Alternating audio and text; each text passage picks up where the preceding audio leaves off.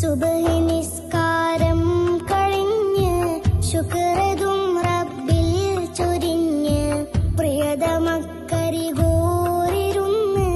ചൊന്നുവയ്യെന്ന് പൊന്നു മസ്ഊദ് ഉസ്താദോരും എന്നും ദുഃഖമിലാക്കി നമ്മെ ചെന്നു റബ്ബവൻ തന്റെ റഹ്മ തേരി മറഞ്ഞു കഥയറിഞ്ഞും നാൾ നടുങ്ങി കരളലിഞ്ഞവർ തേങ്ങി വിങ്ങി കൽബ് പൊട്ടിയവർ കരഞ്ഞ് നീരി പൂകഞ്ഞ് സുബ്ഹി നിസ്കാരം കഴിഞ്ഞ്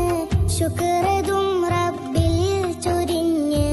പ്രിയതമക്കരികോരിരുന്ന് ചൊന്നുവയ്യെന്ന്